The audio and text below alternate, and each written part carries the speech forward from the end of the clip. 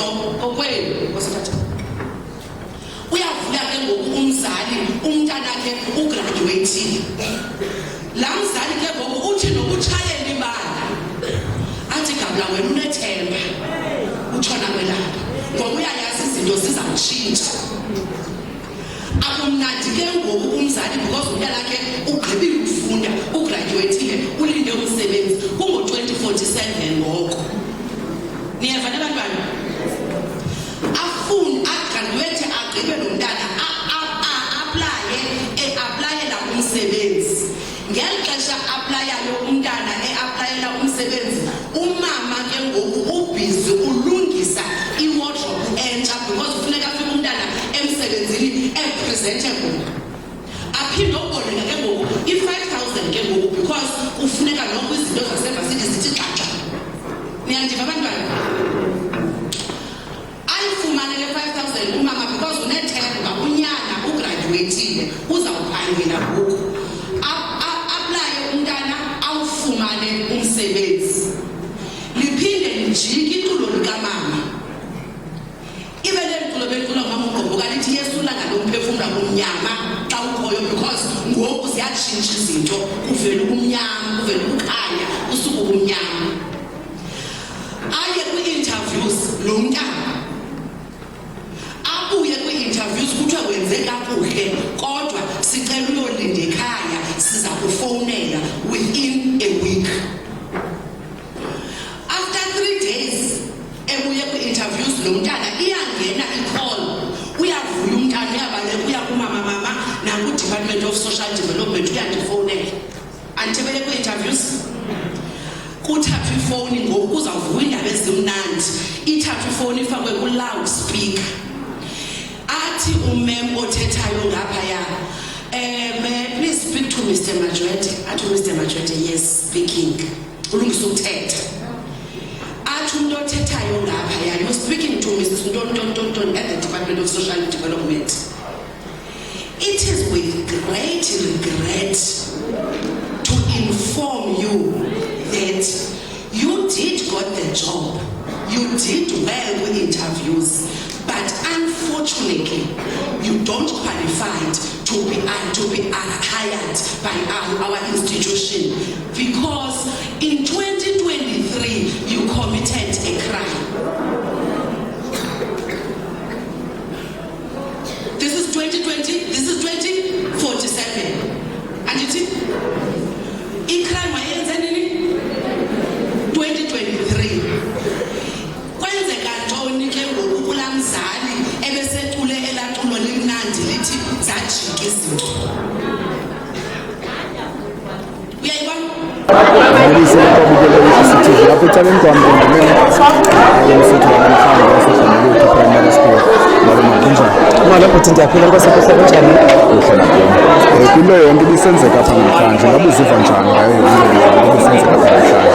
Alright. I feel honored. I feel respected uba ndizothetha kumsitho omkhulu kangaka waseBhongolwethu. I-aim ke ibikukumotivate abantwana and encourage abantwana eziba bephuma beshiya isikolo besiya kwezinye izikolo kwi-high school indlela yokuziphatha, indlela yokubehave nendlela yokwenza xa befika kwendawo baya kuzo. I feel very good. I feel honored. Andikwazi, I'm speechless. But eyona nto ibalulekileyo uba I did what I love most, talking and encouraging and motivating abantu abatsha to become better person in the future. Okay. Ingaba mhlawumbe ngathini abantu abantwana bezinye izikolo bangafumenanga mhlawumbe chance uba babe lapha namhlanje bayive yonke le nto ithethwa apha namhlanje? Alright. Into ebalulekileyo ke mntanam, eyona nto bendi-emphasize apha wena msasazi yethi into enye ekufuneka abantwana beyazile nguhayi and uzazi itshomi omawuhambe nazo okanye abantu omawuzi-associate nazo because ingxaki kubana abantwana bethu baphela bengena kwi-trap because they want to belong, baphele ke ngobebelonga kwiindawo ezirongo. So loo nto leyo bendirhalela into yobana wonke umntana okhoyo apha kule community yaseWhittlesea ayifumane namhlanje. Nguhayi eyona nto ndibanika yona. Wherever you go, learn to say no. So yeyiphi into entle oyiphawulileyo njengale mina namhlanje? Okay, eyona nto ndiphawulileyo kakhulu wena msasazi kubana iitishara zesi sikolo zi-dedicated kakhulu ngomsebenzi wazo and abantwana ba-motivated beze apha bezofumana ii-awards knowing very well into yobana it's a kind of motivation and leyo into izabenza into yobana kunyaka olandelayo aba bangafumenanga baxhabashele into yobana baphangele aba bebefumene kulo nyaka.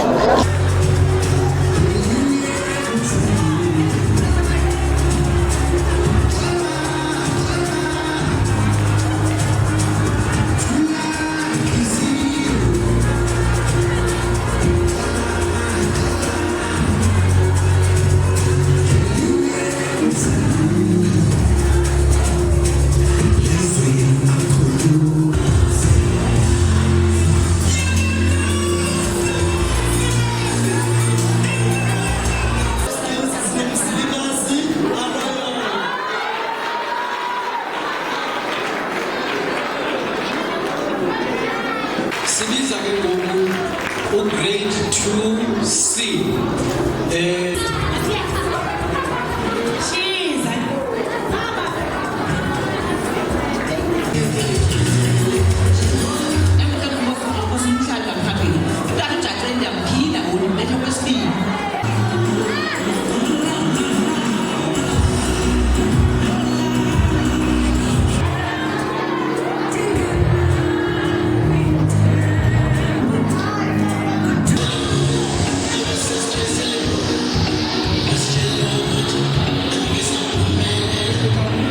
Miss Kwanele for grade 5. Miss Kwanele for grade 5.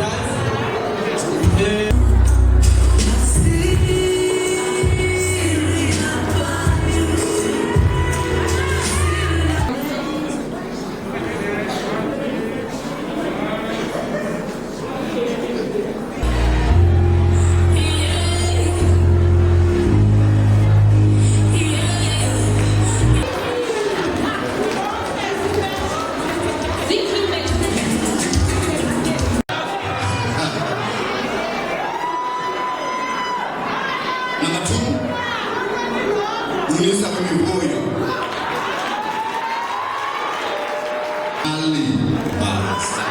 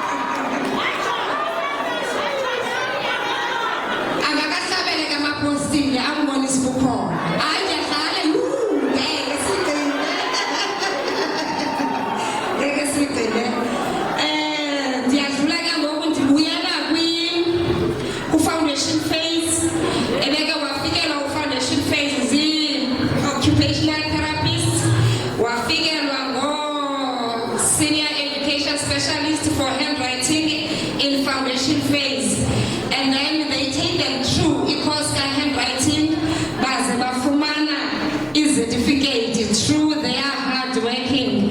We have Utomzanele Kame in absentia. Let's clap her. Give her a round of applause. We have Mrs. Notafu Stemele. We have Mrs. Sylvia Koko. Tukwenza manje kodwa ngicela ukufunda okundithanda kukwaceza ndizama okokuba sikhuthazane ngakumbi. Ngenye imini uthi umano wakuThixo, "Tsama Nkosi yami." njengomuntu kaThixo owamthumayo buya uze kum undifundise okokuba ndimthini na umntwana oyakuzalwa. Ithi ke ngoku loo nto leyo nathi ngokobawo sibonise okokuba sibathini na aba bantwana bakho ukuze baphuhle ngakumbi. Ngoko ke ndifuna ukuthi kuni zitishara zam namhlanje ze nomelele ngakumbi nikhaliphe ningakhuphuki umbeleni. uThixo ukhona uza kusipha amandla ngakumbi ade ayokusifikisa. Bandiphinde ke ndibonise kaphinde kubabukeli beWhittlesea TV. Ngoku sijoyiniwe nguprincipal weBhongolwethu Primary School. Malama konjani? Siyaphila kudinga special Kuhle. Okay. Now kwinto yonke nje bisenzeka pha namhlanje. Xa ubona abantwana beawardwa ngolhlobo okanye abantwana bakho besebenza ngolhlobo, ngabe uzive njani kuyo yonke nje bisenzeka pha namhlanje? Ngathi ndisive ithuba kakhulu ngoba inkosi yonke wakha umntana banekambi emqaqangileyo. Kaloku nasikhumbule ngoba thina sisuka kwi-disadvantage sibonis. Abazali laba bantwana abanazo iimpiko zobathatha babase kwezikolo. So thina sizama into yoba owethu kodwa simenze apha eBhongolwethu, sibenze bazive bonwabile, abazali nabo bazive bamkelekile, ukwenzela into yokokuba abazali bazi into yokuba ingomso labantwana isezandleni zabo. Okay. Now kwi-guest speaker yanamhlanje ingaba mhlawumbi what was the motive ngobana ngaba nikhethe yena kubo bonke abantu benimthembe ngalona? Okokuqala ndingathi she is a natural speaker. Okwesibini sisithethi esithetha ngezinto ezenzekayo ngeli xesha. Iyakwazi ufikelela kwi-level yabantwana angena, kananjalo uyakwazi ufikelela kwi-level yabazali. More importantly, yi-understanding yokokuba intlalo yalapha eWhittlesea injani. Okulandelayo ndiyamazi into yokokuba unonontlalontle. Unontlalontle ke unazo izakhono zokokuba angene kwaba bantwana siyinqandi ingekenzeki ngoba kuthiwa prevention is better than cure. Now that ke ngoku siva principal ngoba uthetha luhlobo ngawo, ngabe uziva njani? Msasazi ayikhange ndiyazi uba ndikhethelwe ntoni apha kwesi sikolo, but now that I see, I never knew that I'm a natural speaker. Ndiyakuthanda nje uthetha, ndayenza ke as i-career into yokuthetha kuba ndifuna utransfera iskill sam ne-knowledge yam to the community yam. So I'm very glad uba namhlanje undinike this honor yoba ndizoma ndithethe nabantwana bakho, unditrust uba mandizoma phambi kwabazali besikolo sakho. Ndiyavuya kakhulu, hopefully andikuphoxanga. Okay. Now ungathini mhlawumbi kwi-staff sakho okanye kootishara into yobana ngaba amazwi enkuthazo into yoba benze ngakumbi? Inkuthazo endinayo kootishara into yokokuba okokuqala utishara akanalo usuku alubeka ecaleni athi this is a busy day. Every day ndiye ndiqinise into yoba is a busy day. Walekile uphuma endlini yakho uphuma unenjongo yokuba you want to achieve this. Okwesibini bayayazi into esiyityalayo kwezi ndawo zabantwana yinto eza kubasebenzela kwingomso labo, because xa uyityalile kunzima ukuphila. Okulandelayo ootishara bam bayayazi sisebenza nabantwana baneziphiwo ezohlukeneyo. Yile nto kuthiwa ngu-full service school. Abanye bathatha kade, abanye bayakhawuleza uthatha. Bayayazi ke ngootishara into zeziphi izakhono abazisebenzisa ukudilishana neemeko zabantwana bathile. Yiloo nge ndingathi ootishara bam ndiye ndithi xa basebenza bebheka babone into yokokuba indima yabo ikangakanani na, ukwenzela into yoba sibe nemini enje namhlanje abazokuthi nayo bakwazi ukuxhamla iziqhamo zemisebenzi. Okay, now xa siyivala ke ngoku ungathi yeyiphi into enye entle oyiphawulileyo njengemini namhlanje? Into entle umsasazi wam endiphawuleyo namhlanje yokokuba abazali balapha eMduba, especially apha eBhongolwethu, ndibe specific ndithi eBhongolwethu, bayayithanda into entle, bayabathanda, bancama konke. Uyayazi ndingamenshina into ethi kulo nyaka nje wodwa si-introduce indaba ye-Bhongolwethu, but uzawufumanisa into yoba i-most yabantwana sebenalo le place. Yona ke bendisithi kuqala sizama ukwenza imodel apha esikolweni. Okulandelayo endikuphawuleyo into yokokuba izikolo eziseBhongolwethu zinenkxaso, sithi sawuhlaba ikhwelo zisabele.